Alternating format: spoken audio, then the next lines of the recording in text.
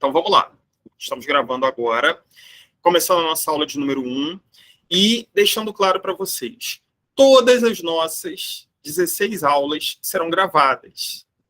Inicialmente, no primeiro documento que eu encaminhei para vocês, tinha colocado, estava assim, para o aluno ser certificado, ele tem que assistir pelo menos 75% das aulas e ter aproveitamento das atividades. Só que aí eu tenho um problema sério, tem gente que trabalha essa hora. Aí a pessoa que trabalha essa hora não poderia participar, né? Então, sendo que o que ela faria aqui ao vivo, ela pode fazer assistindo. Então, o que acontece? A questão da obrigatoriedade, ela não existe mais de assistir aula ao vivo. Eu sugiro altamente que vocês vejam, até para que a gente possa discutir, para a gente possa trocar conhecimento aí, né, tirar dúvidas, mas não é obrigatório. Vocês podem assistir as aulas gravadas, sendo que as atividades que vão ser propostas, essas precisam ser feitas, né? Como eu falei um pouquinho antes, o nosso curso ele vai durar, em média, de 3 a 4 meses. Aí você fala assim, só com uma aula por semana, não daria para colocar tudo junto, né? Colocar aí 3 aulas por semana para durar um mês? Não, porque o objetivo qual é? Vocês, embora a gente tenha 16 encontros, a carga horária é de 120 horas. Aí você vai falar assim, como assim? Porque o nosso curso ele não vai se restringir apenas a esses encontros que a gente vai ter aqui de forma remota. Mas a gente vai ter leituras, a gente vai ter atividades que vocês vão fazer, né? A gente vai ter trabalhos que eu vou sugerir. Então, tem uma série de outras atividades que vão enriquecer esses conteúdos que a gente vai trabalhar, né? E são parte da obrigatoriedade para que vocês sejam certificados ao fim do curso. Ok? Bom, então, só deixando claro para vocês alguns pontos, né, antes da gente começar a nossa discussão em si,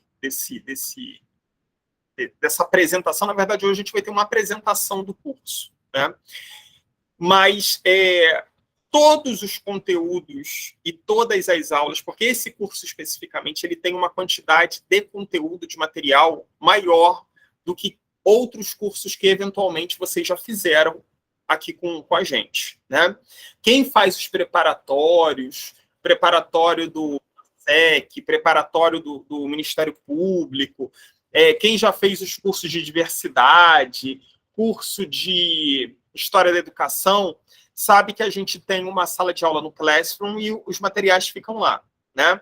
Só que esse curso em específico, ele vai ter uma quantidade de material maior, né? Por exemplo, eu já tenho na sala de aula do Classroom um texto para a nossa próxima aula de terça-feira que vem, que ao final da aula eu já vou orientar como é que vocês vão fazer, e eu quero que vocês leiam esse material que está lá no Classroom, porque vai ser fundamental para que a gente para que a gente tenha a nossa próxima aula na terça-feira que vem, dia 14.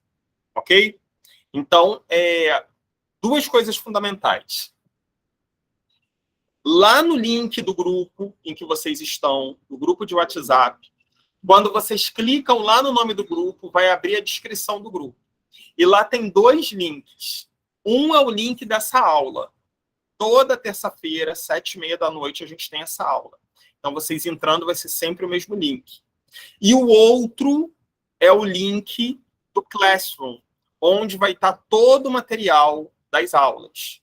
Todo o material é aula gravada. Por exemplo, essa aula aqui que está sendo gravada. Quando ela terminar, provavelmente ainda hoje ou no máximo amanhã, essa aula ela fica gravada em vídeo.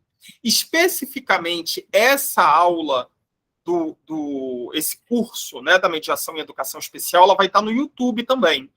Então, quem segue a gente lá pelo YouTube, o canal da Gestão Salvador, vai ver lá. E quem assina, né? Assina não, qual o nome? Quem segue, é seguidor, né, quem é inscrito no canal, vai receber a notificação. A Gestão Salvador acabou de postar um vídeo novo, aula 1 do curso de mediador. Então, vocês vão estar sempre sabendo quando esse curso for para o YouTube. E aí vocês podem assistir por lá. Por quê? É um curso aberto, né? Todo mundo vai poder assistir ele normalmente. A diferença é o seguinte: alunos da Unifecap, alunos da Única e alunos da Unifavest de graduação, alunos de pedagogia, têm gratuidade neste curso, né? Não pagam nada, nada. Agora, os demais pessoas interessadas, o curso ele tem um valor de investimento que é de R$ 180. Só tem um detalhe, a pessoa ela pode assistir e não pagar, não tem problema nenhum, até porque o curso está no YouTube, né? Só que para efeitos de certificação, só os alunos inscritos ou aqueles que têm gratuidade, né? Alunos da Unifecaf, alunos da Unifavest, independente de qualquer coisa, ao final recebem seu certificado. Claro, se fizerem as atividades, não tem nenhum tipo de pagamento.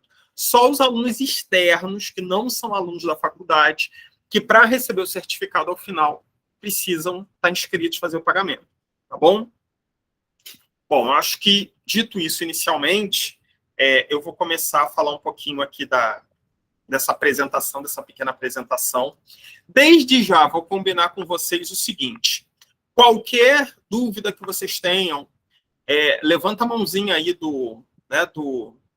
pedindo para falar, fila aí para falar, ou então simplesmente abram o microfone e me chamem que eu vou dar a palavra a vocês, tá bom? É muito importante vocês se colocarem, porque essa troca é mais importante do que só eu falando. Ok? Combinado? Podemos começar, então? Tranquilo? Todos ouvem? Sim. Então, vamos lá. Sim. Bom, vamos... Opa, quase que eu fechei a sala. Então, vamos começar aqui. A pessoa com deficiência. Tem uma pergunta para vocês. Olha aqui, ó, para a gente começar.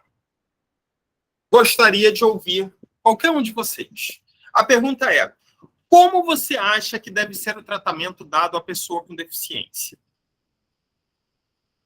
Alguém poderia me responder aí, por favor? Como você acha que deve ser o tratamento dado à pessoa com deficiência? O que vocês acham?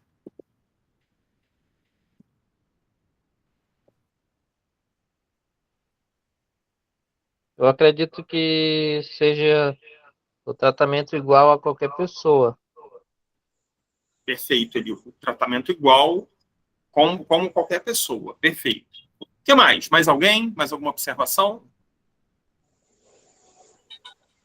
Eu acredito que essa pessoa merece um tratamento assim com mais atenção, né? Igual, mas com uma maior atenção. Só desculpa te perguntar teu nome, porque você está no perfil do Josino. Eu falo assim: oi, Josino. Não, não é o Josino, né? É porque meu esposo é do meu esposo. Quem é que está falando? Dalmira. É que meu celular... Oi, Dalmira. Tudo bem, Dalmira? Não, bem. Tranquilo.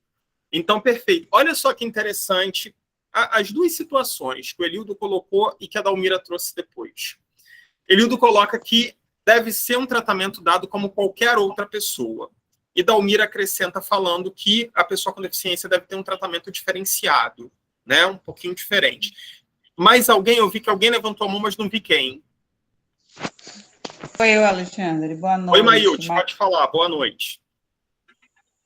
Eu concordo, na verdade, com um pouco de cada um que falou aí, né? Porque, assim, a gente fala inclusão, mas a gente sabe que a inclusão, ela tem ainda vários pontos a ser acertados, né? Porque, ao mesmo tempo que a gente fala em incluir, tem que se ter um olhar também sensível para esse incluir, né? É um caminho muito longo. Como eu convivo com isso diariamente, né? Na Associação Pestalozzi, pela qual eu trabalho. Então, e também sendo coordenadora de outra escola, então eu já vivi os dois lados, tive essas duas experiências, né? Então, eu posso dizer que, na minha visão, é um incluir que às vezes exclui, e vice-versa, né? Então, Perfeito. eu vejo muita falha ainda, vejo muita coisa dizer, inclusão, aquela coisa toda, mas na hora da prática, a história é outra. Tem que ter um olhar Aí, sensível. isso daí que a Maíldes trouxe agora, eu acho que é um dos principais pontos que vão guiar grande parte do nosso curso, né? Maíldes tocou num ponto chamado inclusão. E uma das coisas que eu vou começar a falar hoje, mas nas próximas aulas a gente vai sempre tocar nisso, é a diferença entre integrar e incluir, né? Até que ponto uma criança com deficiência em sala de aula ela está inclusa ou ela está apenas integrada, né? É um conceito que, às vezes, quando a gente não sabe o sentido, pode parecer a mesma coisa, mas é totalmente diferente. E aí eu vou chamar a atenção também para uma coisa que a Dalmira disse e que complementou o que o Eulildo tinha dito. O Eulildo tinha falado assim, olha, eu acho que a pessoa com deficiência ela tem que receber o mesmo tratamento que a pessoa sem deficiência, independente de qualquer coisa. Isso daí a gente entra numa concepção de igualdade, todos somos iguais, todos merecemos o mesmo tratamento. Aí a Dalmira vem e fala assim, não, eu acho que a pessoa com deficiência ela deve receber uma atenção maior. Por quê? Se parte do princípio que quem precisa de mais deve receber mais. Quem tem mais dificuldade recebe mais. Quem tem menos dificuldade recebe menos. Isso é o conceito de equidade, né? Ou seja, eu dou mais a quem mais precisa e dou menos a quem menos precisa. Então, imagina uma situação. Eu vou fazer uma festa, resolvi fazer uma festa na minha casa. Na minha casa, não, vou fazer num salão de festa. Contratei um salão muito bonito, né? Comida à vontade, tudo legal. Esse salão ele funciona no sobrado, no segundo andar. Tem uma escadaria assim enorme. E aí eu convidei meus amigos, entre eles uma pessoa com deficiência, uma pessoa cadeirante. Só que assim, é igualdade de oportunidade. Todo mundo foi convidado, todo mundo pode subir a festa. Só que tem um detalhe. É escada. E aí? Como é que a pessoa cadeirante vai fazer para subir? Eu posso falar para vocês que existe igualdade de oportunidade. Todo mundo foi convidado, todo mundo pode subir. Mas o fato de eu ter dado igualdade de oportunidades gerou uma situação de igualdade de oportunidade, nesse caso? Não. Nesse caso, não, né? A pessoa foi convidada, ela pode entrar, mas será que ela consegue entrar sem ajuda? O que a gente precisaria aí? A gente precisaria de algum meio, de alguma tecnologia que permitisse que essa pessoa tivesse acesso de uma maneira facilitada. Ou seja, para quem precisa mais, eu preciso dar mais. Então, eu precisaria ou ter uma rampa, ou ter um elevador, ou ter uma cadeira adaptada que permitisse que ela subisse escada. Então, isso é o conceito de equidade. A pessoa que não é deficiente, ela não tem isso, ela não vai precisar. Para ela não precisa, mas para outra precisa, né? Então, mais do que agir com igualdade, a concepção de tratamento para a pessoa com deficiência deve passar pela equidade, né? Para que eu tenha igualdade de oportunidade entre as pessoas, é fundamental que eu dê mais a quem mais precisa, para que eles tenham condições iguais, né? É a mesma coisa que você partir de um mesmo patamar para pessoas com condições totalmente diferentes. Uma muito rica, uma com pouco dinheiro e uma miserável. Não vai dar, não existe igualdade de oportunidades, né? A pessoa com mais condições, ela sempre sai na frente, né? Meu áudio está muito baixo. Está todo mundo me ouvindo baixo? Não, tá bom. Então, provavelmente, o Simone, deve ser aí o seu. Tenta ver aí se o seu tá no volume normal. Se não tiver, pode funcionar você sair e entrar novamente. Às vezes resolve, tá bom? Bom, então, voltando aqui.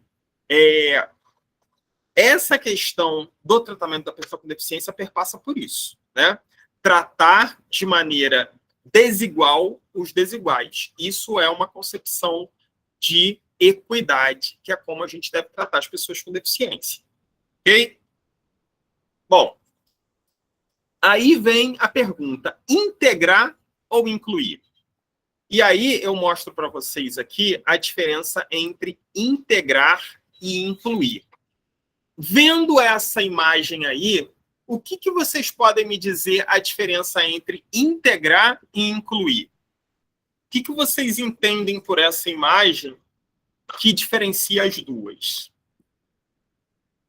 Para mim, o integrar, ele está dentro do processo, né, da escola, onde estiver, e a inclusão é onde todos estão juntos. É o que eu vejo acontecer muito na escola. E tem a integração deles estarem ali, mas não tem inclusão. Perfeito. Percebam que pela imagem a gente consegue ver isso. Faça de conta que o círculo amarelo é a escola, né? Então, observa, a gente tem dentro do círculo azul as pessoas com deficiência. Então, você tem lá a deficiência mental, você tem lá o deficiência auditiva, a deficiência visual, né? Você tem a deficiência física, então tem as múltiplas deficiências ali. Percebam que elas estão dentro de um círculo azul, embora elas estejam dentro da escola, que seria o círculo amarelo maior, mas dentro da escola eles estão num círculo separado das outras pessoas, as ditas pessoas normais.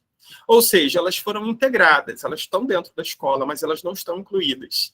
Incluir é quando a gente tem aqui a segunda opção. Olha lá, ó, eu tenho tanto os amarelos e os verdinhos, que são os ditos normais, que não são normais nada, são só pessoas sem deficiência, junto com as pessoas com deficiência, o deficiente auditivo, o deficiente mental, o deficiente físico, né? E todos os outros transtornos globais de desenvolvimento e tudo mais.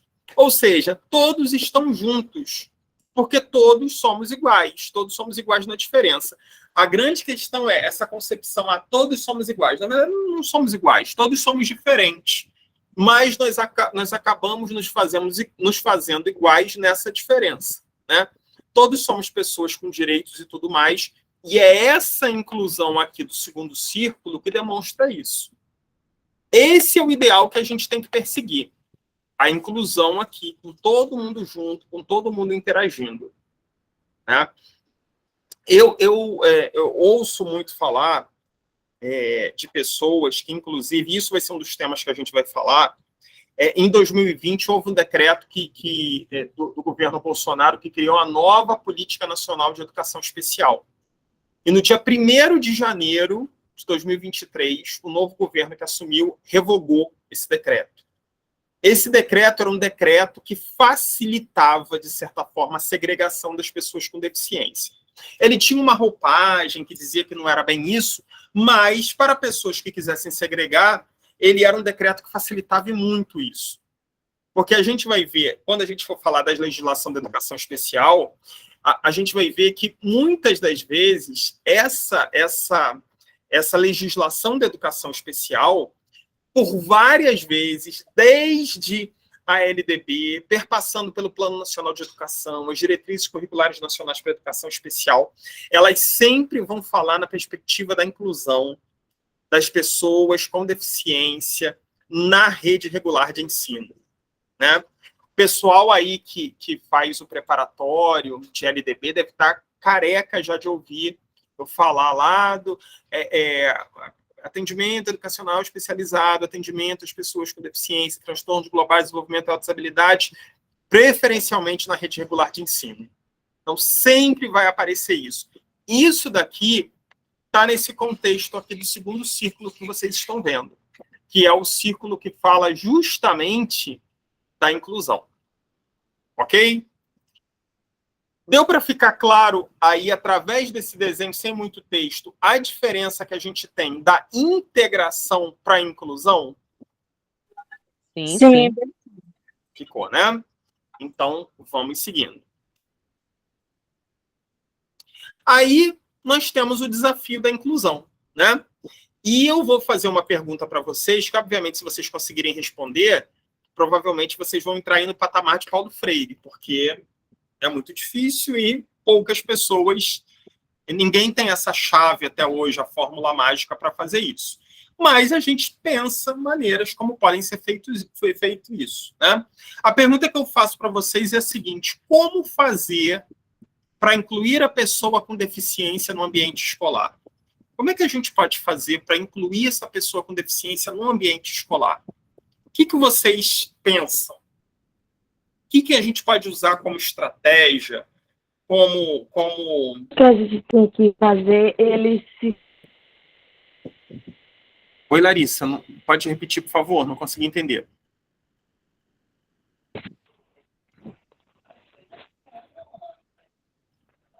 Alô, Larissa? Eu penso que a gente tem que fazer eles se sentir igual às outras crianças.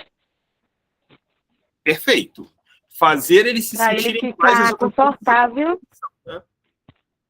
né? Não é porque ele tem uma deficiência que a gente tem que ficar olhando com, por exemplo, com olho julgador. A gente tem que fazer ele se sentir igual às outras crianças, que não tem problema nenhum tratar eles igual às outras crianças, que aí eles vão se sentir normais.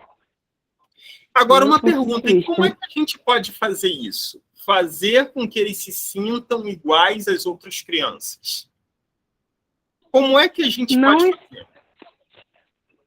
Eu acho que não excluir ele das atividades que as outras crianças fazem.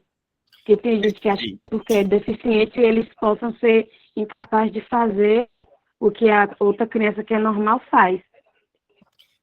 Aí a gente chega no primeiro problema aqui. A gente chega a uma possível solução. Olha, a gente não tem que, primeiro, mostrar para ele que ele é igual aos outros, né? E como que a gente faz isso? Fazendo as mesmas atividades, tendo os mesmos direitos, as oportunidades que os outros têm. Aí eu paro e pergunto para vocês: isso é feito normalmente nas escolas? Não. Não. Elildo, por favor, pode falar. Eu acredito que para a gente ter uma inclusão nas escolas e em todos os ambientes, eu acredito que é necessário, Alexandre, a gente capacitar primeiramente as pessoas, desde os professores, serventes, corpo docente, porque a gente sabe que o preconceito sempre vai existir, mas se a gente tratar isso com muito carinho nas pessoas para depois levar para dentro da escola, a gente vai ter um resultado positivo. O grande problema, Elildo, ocorre também, isso daí que você falou do preconceito é um fato. Mas sabe qual é o grande problema? É quando esse preconceito vem dos próprios professores, né? E às vezes isso acontece. E aí a gente fica numa situação bem complicada. Como é que eu vou trabalhar contra o preconceito se quem deveria fazer isso também tem preconceito? E aí que perpassa por essa questão que eu acho que é bem importante. A capacitação, a formação desses profissionais que atuam na escola é fundamental justamente para isso, para quebrar essas situações aí. Ok? Mais alguma coisa, gente? Porque, assim, será que é só isso? Será que é só falar com as crianças, vocês são iguais? Será que é só capacitar? Tem mais alguma coisa que a gente possa fazer para incluir a pessoa com deficiência no ambiente escolar?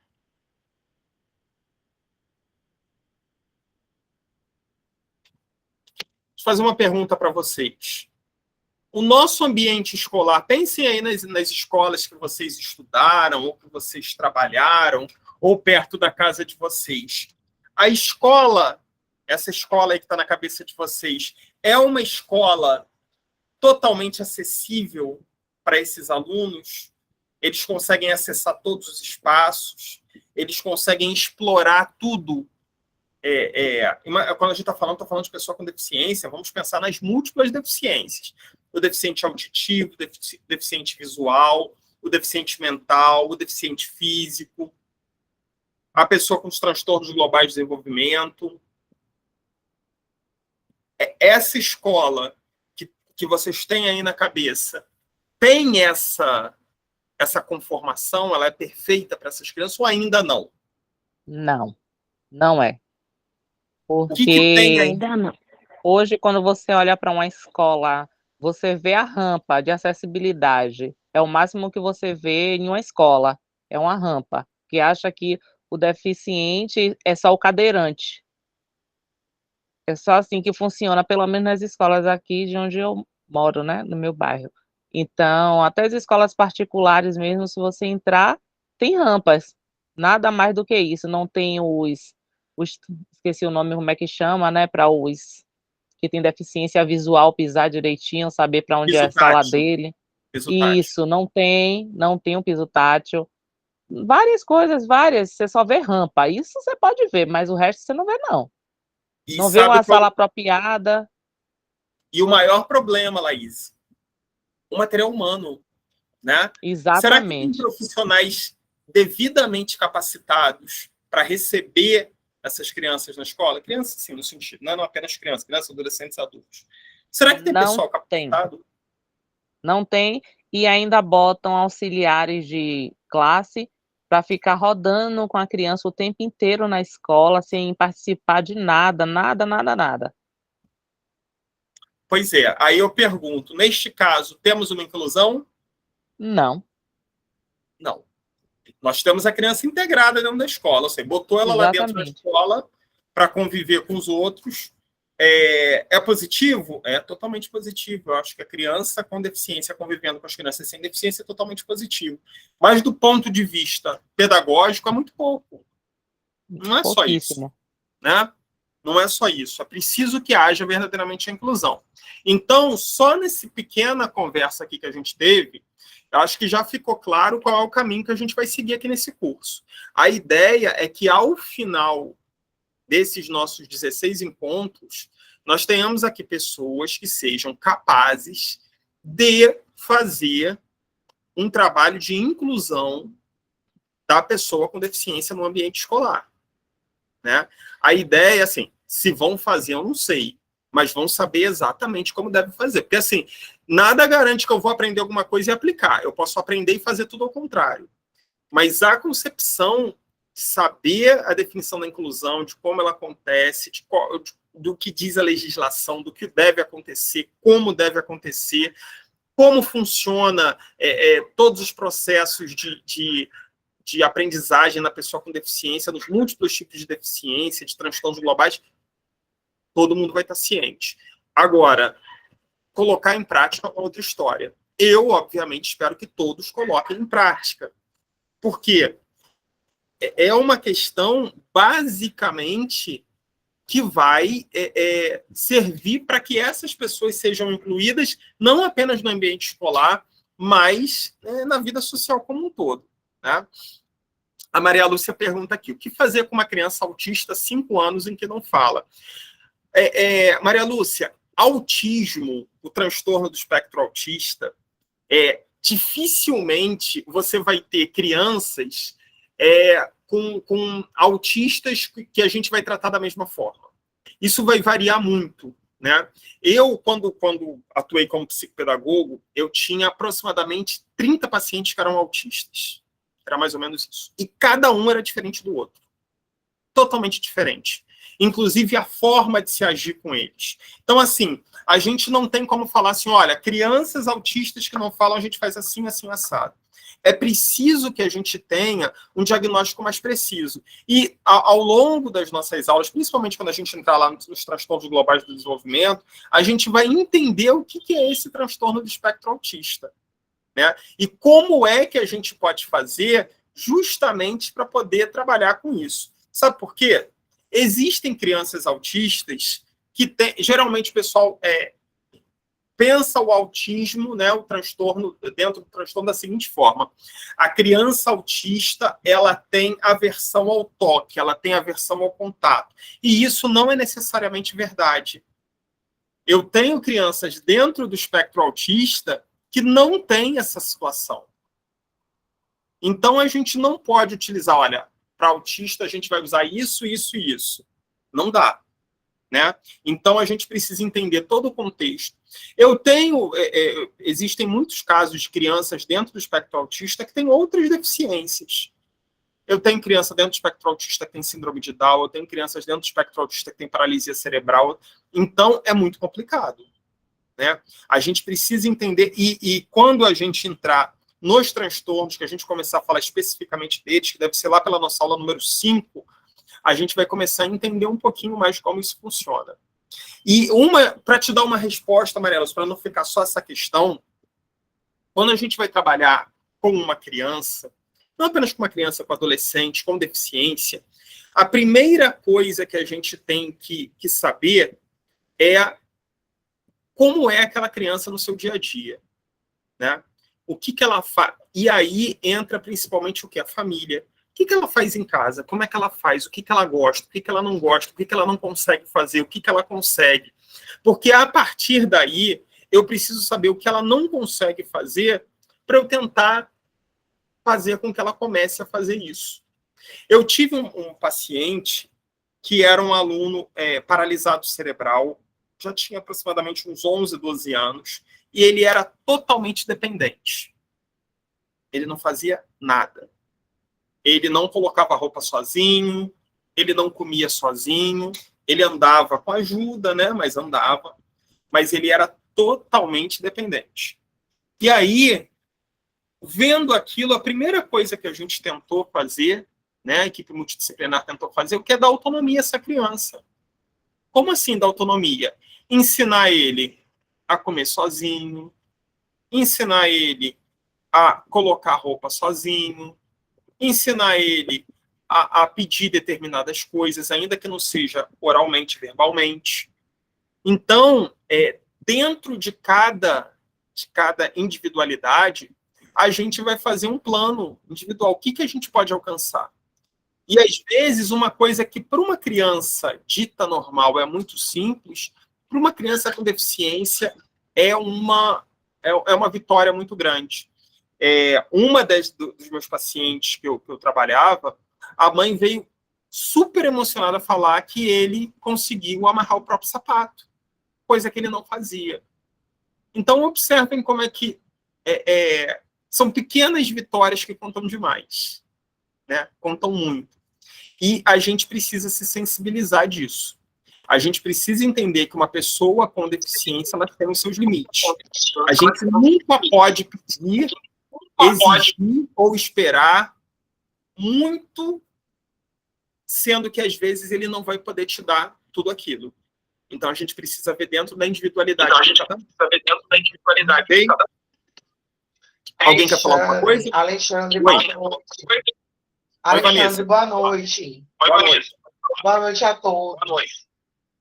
Você falou de uma contribuição muito interessante a respeito até de uma vivência que eu tive agora no ano anterior a respeito dessa triagem que é feita por parte de alguns profissionais, né, de disciplinas específicas, em não dosar o que são as habilidades adquiridas para esses alunos que são portadores, né, de deficiências, que estão lá na listagem de alunos considerados como NEE, né, necessidades especiais. Então, assim, foram situações assim, que me fez refletir, entender, e assim parar para analisar o meu olhar, como eu via, e a forma como o outro também vê, e que a gente sabe que ali naquele momento não é o comum, não é o pertinente, no sentido de avaliar as competências e habilidades da disciplina de forma uniforme para a turma, e eu querer ver que aquele aluno também contemple essas habilidades. Então, foi uma queda de braço, foi algo assim um pouco muito complicado para poder lidar com esses conflitos, tanto na coordenação pedagógica, quanto de frente a esse trabalho, porque o professor, muitas vezes, eu vou falar de uma forma muito mais destacada, o professor que é licenciado, que trabalha com uma carga horária múltiplas turmas, de séries do Fundamental 2 e médio, ele às vezes não consegue mensurar que aquela pequena conquista do aluno portador é o que, de fato, ele precisa alcançar, né? Não apenas ver de forma que ele tenha que alcançar as habilidades daquela disciplina de acordo com a série que ele está.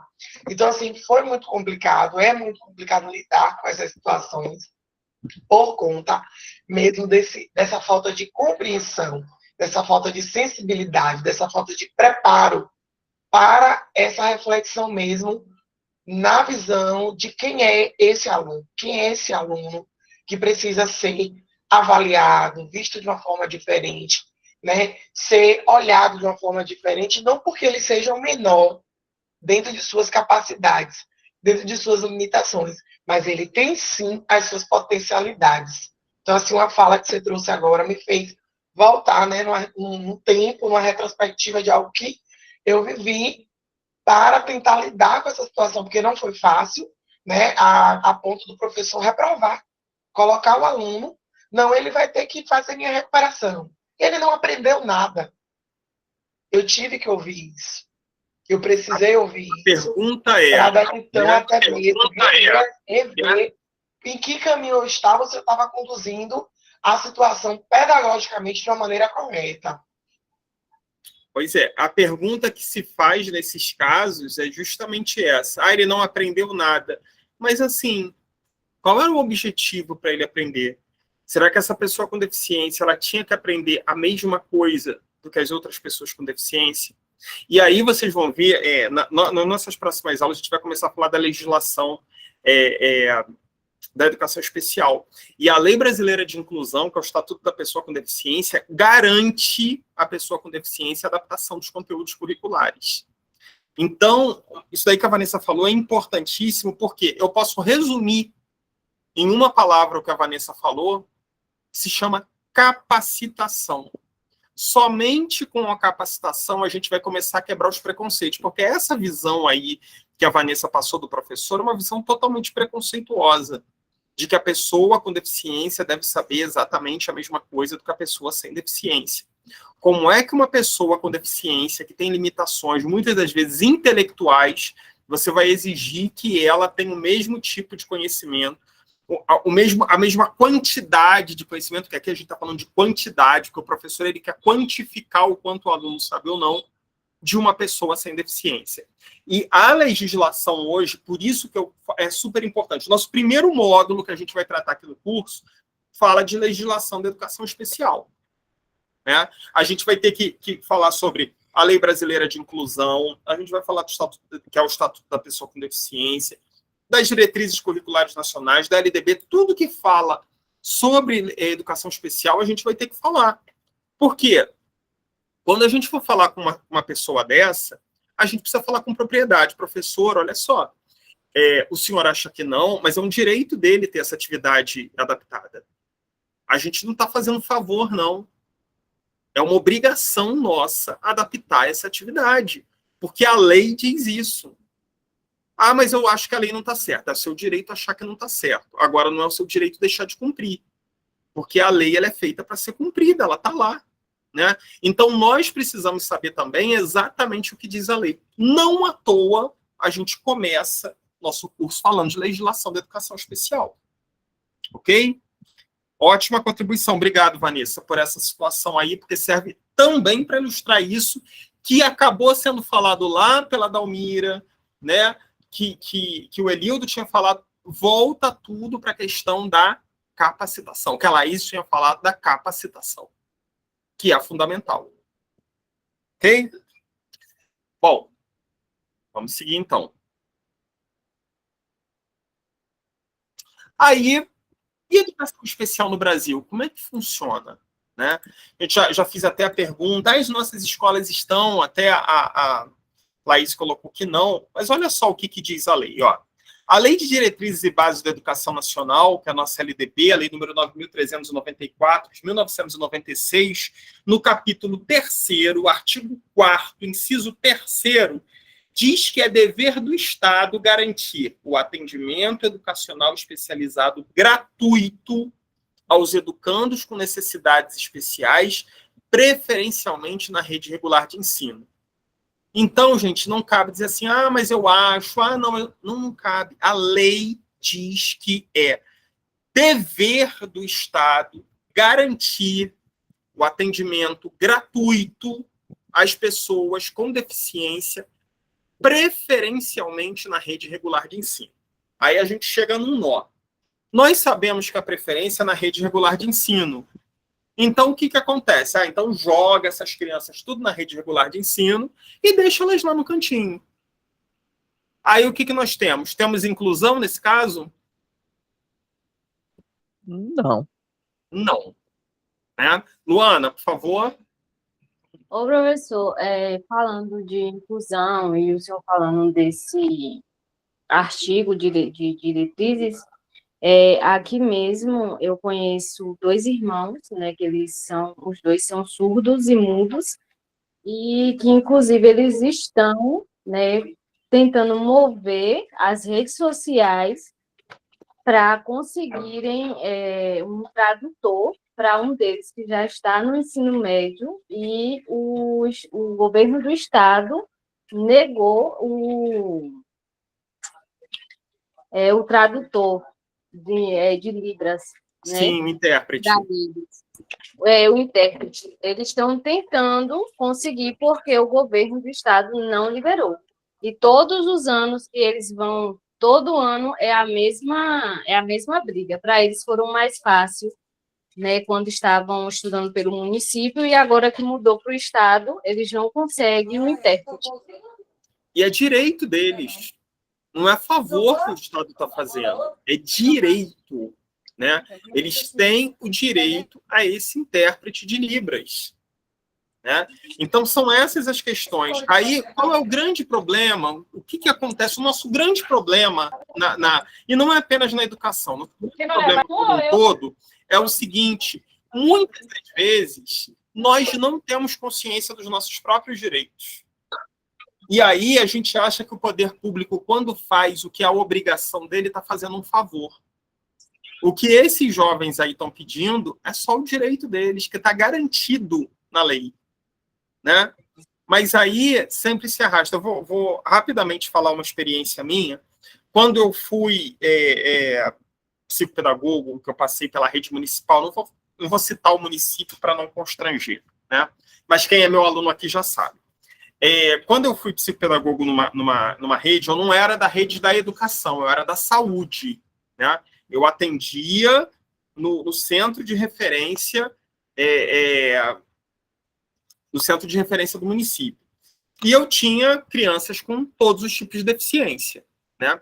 E uma das crianças que eu tinha era uma criança que tinha limitações motoras, né? Ela não andava, não se locomovia, ela só tinha pouquíssimo movimento nos membros superiores, mas muito pouco, mas era uma criança totalmente inteligente, o cognitivo dela totalmente preservado.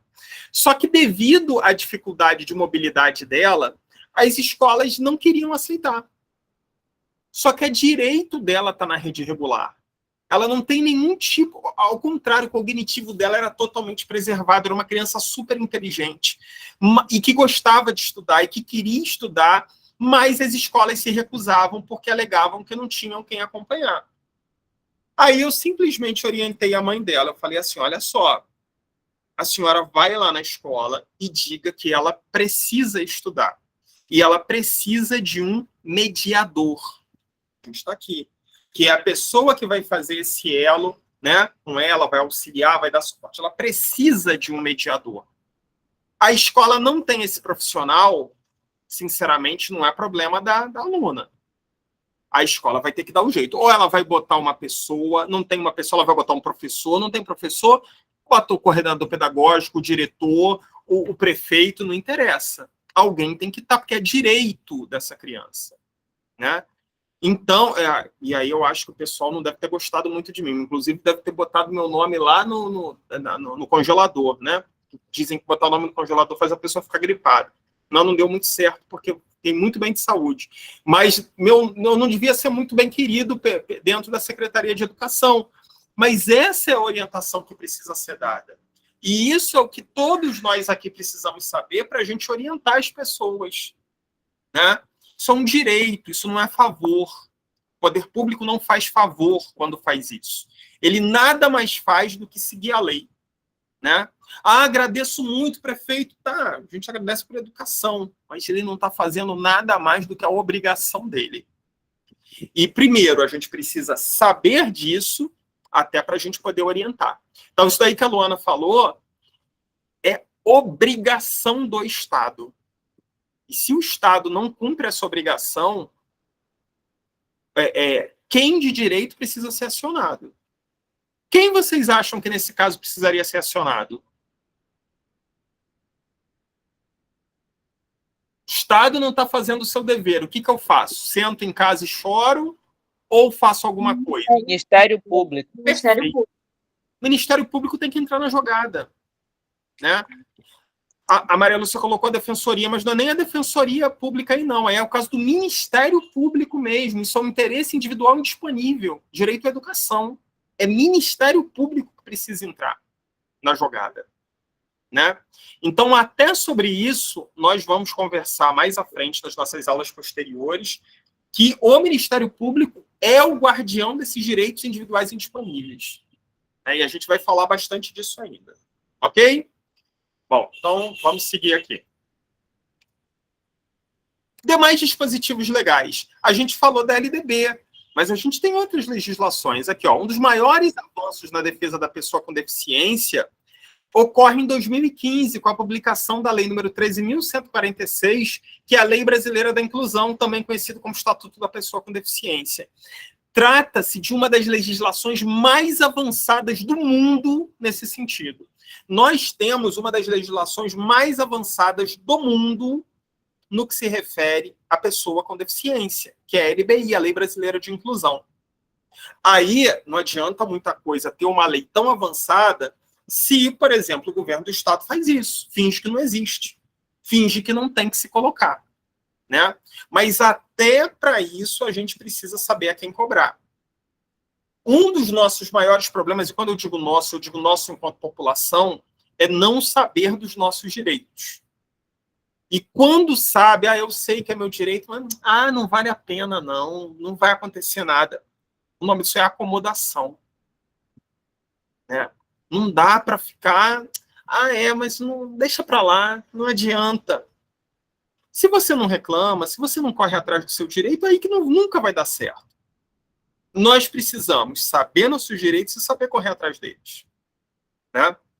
Então, assim, um dos assuntos que a gente vai falar, se eu não me engano, na nossa terceira ou quarta aula, é a LBI, que é uma das legislações mais avançadas no que diz respeito à pessoa com deficiência. Ok?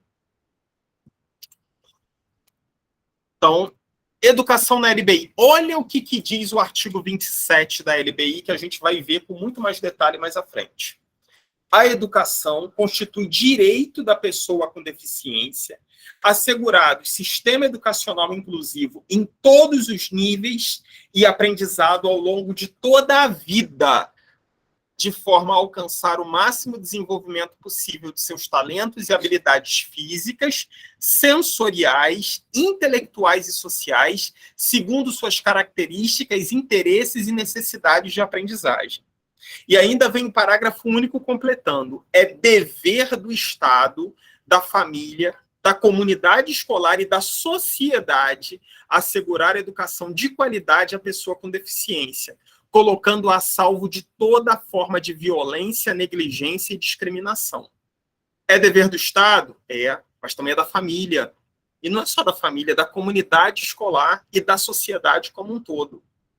Então, quando eu vejo uma criança tendo seu direito negado de ter um intérprete, uma pessoa surda tendo seu direito negado a ter um intérprete de Libras, ou uma pessoa com deficiência física tendo negado o seu direito de assistir um filme porque o cinema ou a sala não é inclusiva, é dever meu, enquanto comunidade escolar, como sociedade, fazer de tudo para que isso daí seja assegurado à pessoa com deficiência. Não é dever só do Estado, do poder público, não é dever só da família, é dever de todos, né? E nisso aí que a gente precisa se sensibilizar, né? A pessoa com deficiência, na nossa aula, na nossa próxima aula, primeira coisa que a gente vai ver, já tem o texto no Classroom, a gente vai falar sobre a história da educação especial no Brasil, né? As pessoas com deficiência, não apenas no Brasil, mas no mundo como um todo, elas eram escondidas. Elas não tinham direito a ir para a escola, né? Em algumas sociedades, essas crianças que nasciam com deficiência, eram até mortas. Então, olha a herança que isso é trazido. Então, garantir esses direitos hoje é fundamental, né? É uma briga que tem que ser de todos. Não é só da família da pessoa com deficiência, é de todos nós. Ok? E aí, tudo tranquilo, gente? Alguma pergunta, algum comentário? Tudo tranquilo. Então, e a educação especial? Então, a gente falou lá da LDB, falamos da LBI, mas no âmbito da educação especial, a gente tem a resolução CNS-SEB número 2 de 2001, que é a resolução que institui as diretrizes nacionais para a educação, fica faltando especial, né? Para a educação especial. E aí, como eu já tinha falado para vocês, logo no início da aula, em 2020, foi baixado um decreto 10.512, decreto federal. Ele criou a nova política para a educação especial. Só que esse decreto ele foi revogado no primeiro dia do novo governo, né? Quando o Lula assumiu, ele revogou através do decreto 11.370. Esse decreto, essa nova política para a educação especial, ela flexibilizava vários pontos da legislação, inclusive dando margem à possibilidade de segregação dessas crianças em escolas à parte. É importante a gente destacar o seguinte: em momento algum, a legislação proíbe a existência de escolas especiais, de classes especiais, e nada disso. Ela só diz que a preferência é sempre a rede regular de ensino, porque a gente parte da concepção de que a inclusão é uma das melhores formas do desenvolvimento das pessoas com deficiência. E eu complemento, não apenas a pessoa com deficiência, a pessoa sem deficiência também. A criança sem deficiência, ela aprende muito a conviver com o diferente quando ela convive com uma criança com deficiência. A criança, naturalmente, ela não é preconceituosa. Ela vai pegar a criança... Quando chega uma criança cadeirante, todo mundo quer ajudar a empurrar, todo mundo quer ajudar. A criança, ela é solidária por natureza. Quando a gente vê uma criança com preconceito, é porque geralmente isso vem de casa. Geralmente isso vem de casa. Né? Oi, Rita, por favor, pode falar.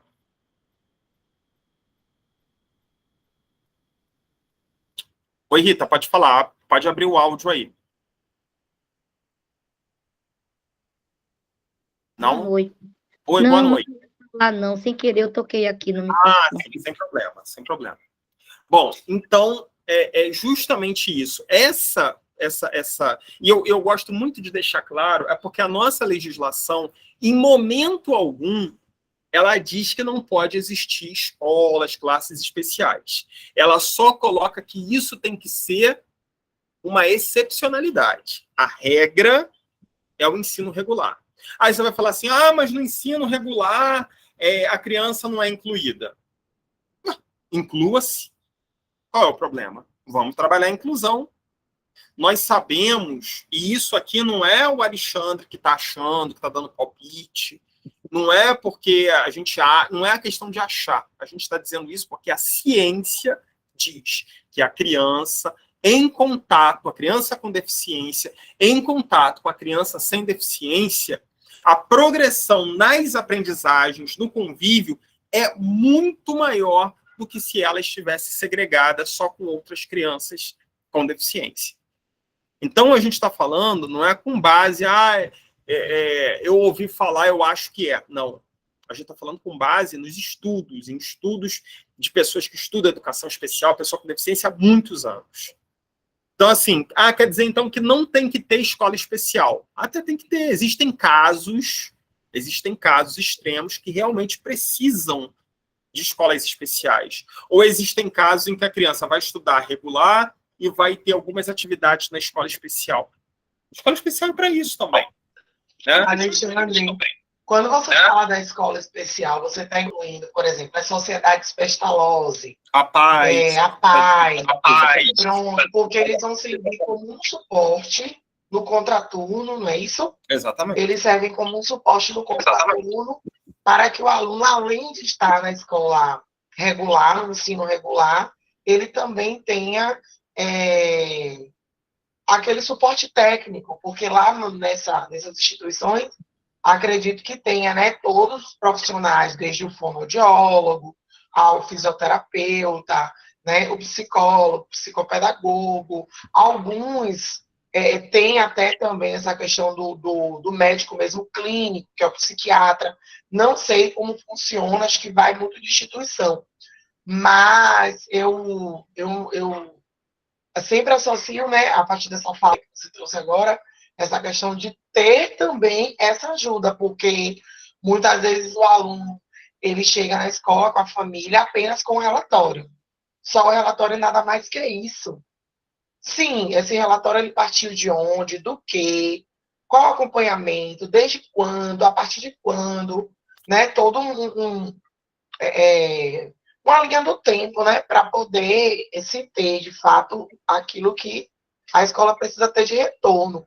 Porque, como eu digo, a carência, como você falou agora há pouco, a capacitação, ela ainda está sendo gritante na vida de todos nós profissionais para entender esse universo, para ter a condição de pegar aqui e como elaborar aquela atividade ou aquela avaliação para aquele aluno que é autista, para aquele aluno que tem o F71, que é aquela deficiência com retardo leve a moderado, que tem vários níveis. Eu mesma não sei, né, tanto na área da licenciatura, que sou licenciada em ciências, eu não sei, mas eu tento, assim, achar que seja graus de dificuldade, né? Eu vou trazer graus de dificuldade para aquela aplicação, mas a carência é muito grande. Eu me considero leiga, né? Me considero leiga, tenho essa humildade em reconhecer que tenho pouco domínio mesmo em produzir, em elaborar, em preparar algo para esse aluno, porque é algo muito mesmo difícil. Eu vou te tranquilizar num sentido. Quem atua com pessoa com deficiência, né, com criança com deficiência, não apenas com criança, qualquer uma, essa capacitação, ela nunca termina. Nós nunca estamos totalmente capacitados. Se você fizer um curso para lidar com crianças com transtorno do espectro autista, você pode fazer o melhor curso do mundo com 2, 3 anos, que você nunca vai estar totalmente completo.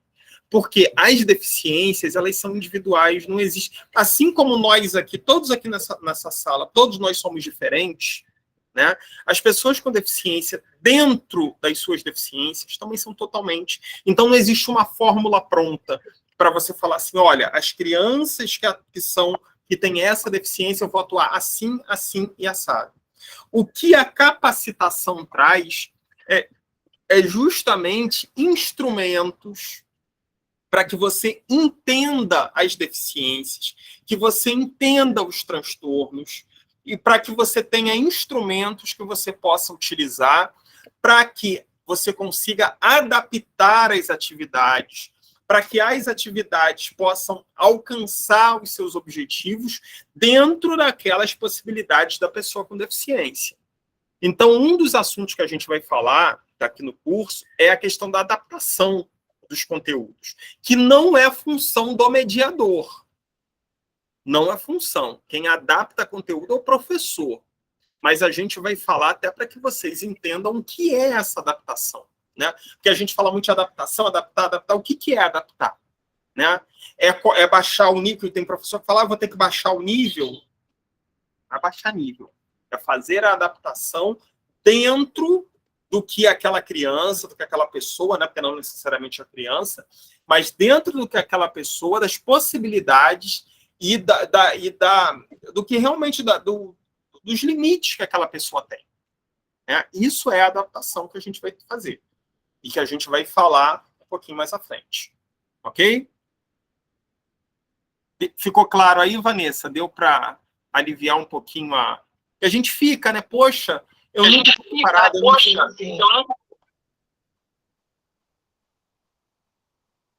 Foi então? Ok. Então, vamos lá, vamos continuar. Aí, vamos falar, então...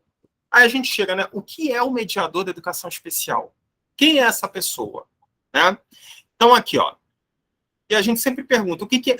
Eu me lembro que me perguntaram assim, tá, mas Quem é essa pessoa? O que ele faz? O mediador, a gente está numa profissão, o mediador não é uma profissão regulamentada.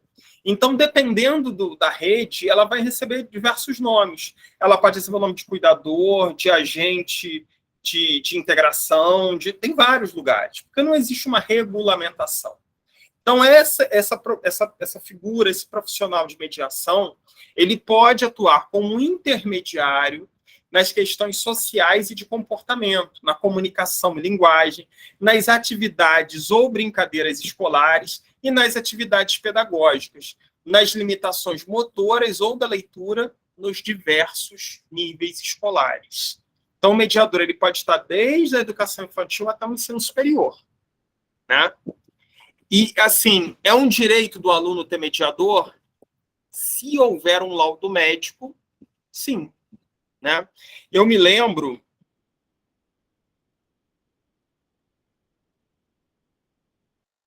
que eu tinha alguns pacientes que geralmente ele passava, olha, a criança não tem condições de sozinha desenvolver determinadas atividades, ele precisa de um acompanhamento. E com este laudo médico, a criança ela tinha direito a esse acompanhamento. Né? Às vezes a gente sinalizava para o médico isso, e o médico fazia, porque não bastava o psicopedagogo ou o psicólogo falar isso. Mas se o médico colocasse no laudo dele, aquilo ali passava a ser algo que deveria ser cumprido pelas redes. E detalhe, quando a gente fala pelas redes, a gente fala na pública e na privada também, tá? Porque é direito da criança tanto na rede pública quanto na rede privada. Aí eu me lembro que uma vez fomos fazer uma visita a uma escola e a escola falou assim, mas a gente não tem condição financeira de arcar com um mediador, não tem condição, fecha. Não tem condição, fecha. Né? Mediação, criança com deficiência, só com deficiência, é direito dela estar na escola, independente da pública ou privada. O Elinalva, pode falar. Elinalva e Dalmira. Podem falar, fica à vontade. Eu queria saber, esse intermediário, né, esse mediador, como hoje a gente vê nas escolas, as pessoas que acompanham o aluno com necessidade? Exatamente. Exatamente. Mas ele precisa ter uma capacitação, é isso? A grande questão, Dalmira, é que assim, não existe uma lei que regulamente essa profissão. Sim. Então, varia muito. Existe município que fala assim, ó, a pessoa precisa ter um ensino médio. Existe município que fala assim, ó, a pessoa precisa ter pelo menos o magistério, o curso de ensino médio do magistério. Tem município que fala assim, olha, a pessoa precisa pelo menos estar cursando pedagogia. Tem município que fala assim, ó, a pessoa precisa ser formada em pedagogia. Então, assim, é uma coisa muito vaga. Né? Então, não existe uma regulamentação única, vai variar de município para município. Na minha opinião, na minha sincera opinião, o mediador tinha que ser uma pessoa com formação pedagógica. Né? E até por isso a gente colabora com esse curso. Né? Porque a ideia é uma pessoa que passar por essa formação que a gente está fazendo, ela vai ter pelo menos, ainda que de maneira básica, preliminar, o conhecimento para poder atuar nessa área. Ok? Oi, Alexandre. Oi. Assim, minha dúvida, por exemplo, na minha cidade, na escola, temos alguns alunos que eles ainda não têm laudo. E, assim, quer dizer que para ter um mediador, ele tem que ter um laudo, é isso? Assim, dependendo da rede em que você atua, a rede pode até liberar um mediador sem o laudo. Ela pode simplesmente achar que existe a necessidade. Às vezes, a gente não precisa do laudo para ver que realmente aquela criança precisa. Mas, obrigatoriamente, legalmente, ela precisa ter um laudo dizendo da necessidade. Né? Mas eu conheço muitas redes que, vendo aquela necessidade sinalizada pela própria escola, pelo próprio professor, libera a figura desse profissional para atuar, o que eu acho que é muito legal, porque às vezes a pessoa não tem nem como, é difícil ter um médico acompanhando, mas é fundamental. A pessoa com deficiência precisa ser acompanhada, e o poder público precisa dar esse suporte, tá? Mas, assim, legalmente, precisaria, sim, desse laudo. Na minha cidade é conhecido como cuidador, né? Falado cuidador. Sim. E a maioria são professores. Uhum. Porque tem a questão dos 10%. Tem essa questão dos 10%, né? Então, assim, quando se coloca esse cuidador para ficar com esses alunos em sala de aula, eles ficam, por exemplo, um fica no horário da manhã, vamos dizer, esse cuidador, né? E ele também pode ficar no horário da tarde, para ser às 200 horas, mas sem os 10%. Aqui tem essa questão, assim, que, tipo, quando o aluno tem esse cuidador... Mas ele não sai, tem... ele sai da classe regular? Ele fica na classe... Não. É um outro professor. Tem o professor da sala regular, vamos Sim. dizer, tem um professor que ele é da sala regular à tarde. Então ele atua no contraturno. Sim. Então ele não é essa figura do mediador. Ele é a figura do professor do atendimento educacional especializado, da chamada sala de recursos multifuncional. Não, né? Nesse caso aí não é, porque tem os professores, né, da sala regular. Assim, como eu estou te falando, a questão porque o mediador, só para você entender, essa figura do mediador é a pessoa que acompanha o aluno. Então, o professor está dando aula lá na frente e o mediador está com o aluno ali do lado, dentro da sala de aula. Sim. Esse é o mediador. Entendeu? Sim. Ele acompanha o aluno durante as atividades. Ele ajuda o aluno nas tarefas, o aluno que tem limitação motora, ele ajuda o aluno nas atividades, nas questões de comportamento, nas questões sociais, na alimentação, nas brincadeiras. Ele acompanha o aluno ao longo de todo o período letivo. Essa é a função do mediador. Ok? Não sei se é a mesma. Assim, por exemplo, vamos dizer, eu sou da sala multifuncional, trabalho na sala multifuncional. Só que eu vou dar agora o meu exemplo. Por exemplo, eu dou aula à tarde numa sala regular, que isso não é o meu caso, entendeu? Só que, para me ter as 200 horas, eu vou, vamos dizer, no outro horário, acompanhar um outro aluno. Tá dentro da sala de aula, do outro professor. Dentro da sala de aula, um outro professor, vamos dizer, eu dou aula no 5º ano, à tarde, e pela manhã eu vou para o 4º ano, ficar como cuidador de um aluno especial. Você me entendeu? Entendi. Isso daí é uma organização que cada município, cada estado pode fazer, entendeu? Tem município que faz concurso especificamente para esse profissional. Tem concurso que faz como tem município, estado, ente, que faz igual ao que você falou, né? Aproveita profissionais com carga horária para colocar. Então, isso vai variar muito, até porque, como a profissão ela não é regulamentada, então vai variar muito. Cada um vai ter uma nomenclatura, cada um vai ter uma forma de organização e tudo mais. Claro? Mais alguém aí? Dalmira? Dalmira acho que já falou, né? Então tá. Eu queria só falar sobre isso mesmo, porque como a colega, não me lembro o nome, mas havia falado, né, que tem mediador, não é mediador, como é que chama mesmo? Cuidador, né? O cuidador fica com a criança, né, rodando ali pela escola, sem a criança participar de nada, entendeu? Mas aí que está a situação. Isso que é dos motivos, das motivações desse curso. O cuidador não é só para ficar igual rodopiando com a criança pela escola. O cuidador faz isso porque ele não sabe a sua função. Ele não entende da educação especial. Ele precisa ter uma concepção. né? Ele precisa entender como é que funciona, o que diz a legislação e tudo mais. Então, até mesmo por isso que a gente precisa entender isso daqui, né? Porque eu, sendo mediador da educação especial, eu, de maneira alguma, vou tentar segregar a criança, não. Ela não vai participar da aula, não, porque ela atrapalha a aula. Eu já ouvi muito isso, ela atrapalha a aula. Então, vou tirar e vou ficar andando com ela pelo pátio. Não é isso. É verdade, concordo. Não é isso. Então, a gente precisa entender basicamente isso daí. A gente precisa entender a educação como direito para a criança com deficiência. Ok? Ok, certinho. Então, vamos seguindo aqui.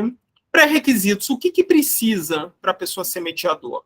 Como eu disse para vocês, não é uma profissão regulamentada. Então, não tem pré-requisitos unificados. Vai ficar a cargo de cada ente federado, como eu falei. Vai ter um que vai pedir só o ensino médio, vai ter um que vai pedir um ensino médio com uma formação profissionalizante, vai ter um que vai pedir que tenha pelo menos um magistério a nível de ensino médio, vai ter aquele que vai pedir que esteja pelo menos cursando pedagogia, vai ter aquele que vai pedir que seja formado. Então, não existe.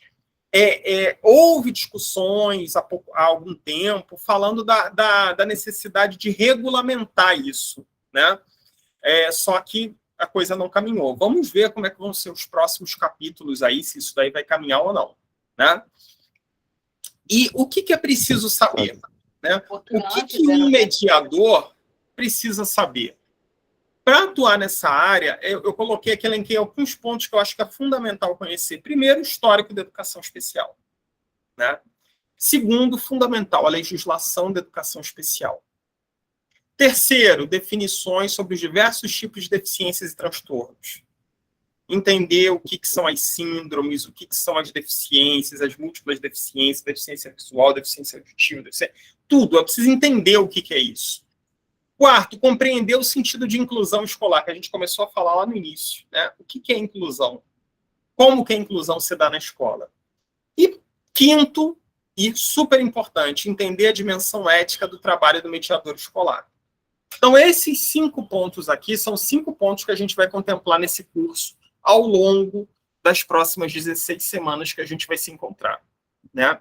Começando, obviamente, pelo histórico da educação especial e pela legislação. É a base. Eu preciso entender a legislação para poder começar a caminhar. Eu preciso saber o que diz a lei sobre educação especial antes de qualquer coisa, né? E aí entra o nosso curso. Como é que ele vai se desenvolver? E aí, o que eu já tinha comentado com vocês. O nosso curso ele é composto por 16 aulas ao vivo. A princípio, 4 dessas aulas serão presenciais. Por que eu digo a princípio? Porque a gente tem pessoas de locais muito diferentes. Então, muito provavelmente, a gente deve ter, sim, algumas atividades presenciais no Polo de Salvador, né? Mas quem não é de Salvador ou quem não pode, esses encontros presenciais também vão acontecer de maneira remota, para que todo mundo possa participar, né?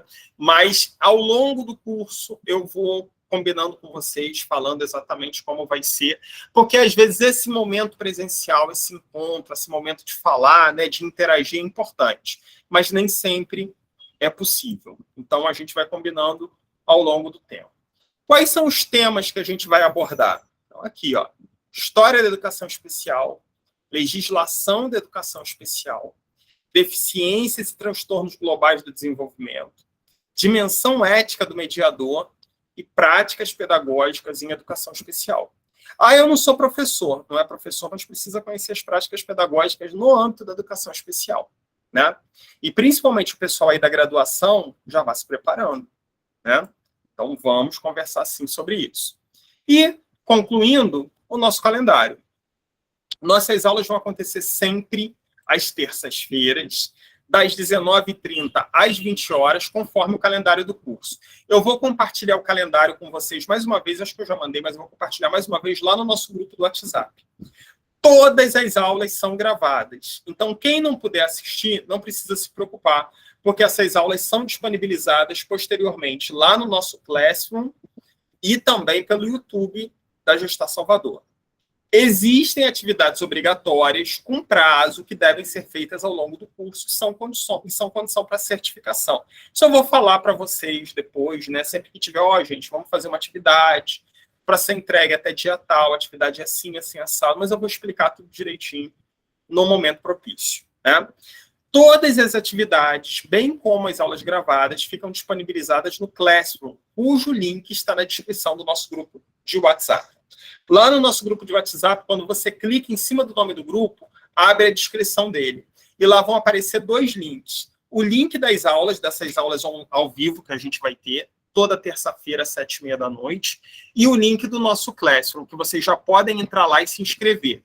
A aula 1 e a aula 2 já estão lá. A aula 2, até falando sobre a aula 2, eu já deixei, quando vocês entrarem lá, vocês vão em atividades. Vocês vão ver que está lá, aula 1 e aula 2. Aula 1 é essa daqui que em breve vai estar lá. E tem o calendário, na aula 1 já está o calendário lá, que eu vou disponibilizar depois no grupo, mas já está lá. E na aula 2, se vocês abrirem, vocês vão ver que tem um texto para leitura. É o trabalho de casa de vocês, tá bom? Então, vocês vão ler o texto que está lá no Classroom, que fala sobre o histórico da educação especial no Brasil. Eu preciso que vocês leiam, porque na próxima aula a gente vai trabalhar em cima desse conteúdo, tá? E é preciso que vocês tenham uma noção inicial. Ok? Ficou claro aí, gente? Ficou Sim. Sim, ficou sim. Alguma pergunta, algum comentário que vocês queiram fazer? Ou tá tudo tranquilo, deu para entender tudo? Pode ter aula todo dia, que tá ótimo. Aí todo dia o professor não aguenta também. Bom, gente, então ficamos combinados assim. Terça-feira que vem, 7h30, nesse mesmo horário, né? Quem não pôde assistir a aula, quem não conseguiu pegar do início, quem perdeu algum pedacinho, provavelmente amanhã essa aula já vai estar disponibilizada lá no Classroom e também no nosso YouTube, né? No canal do YouTube. Então, vocês vão poder assistir a aula normalmente depois, tá bom? E, importante, não deixem de ler o texto que está lá no Classroom na aula 2, tá bom? É um texto que fala sobre a história da educação especial no Brasil. Combinado? Então, vou encerrando aqui nossa aula de hoje. Qualquer dúvida que vocês tenham, usem lá o grupo do WhatsApp para a gente ir interagindo, tá bom? Se vocês também lerem lá o texto, acharem legal, quiserem fazer algum comentário e tudo, fiquem à vontade. Nosso grupo de WhatsApp é para isso mesmo, tá bom? Tá bom, então, boa pessoal, noite. Boa noite, bom descanso para vocês e até terça-feira que vem, ok? Tchau, tchau, gente. Até terça. Tchau. Boa noite. Tchau.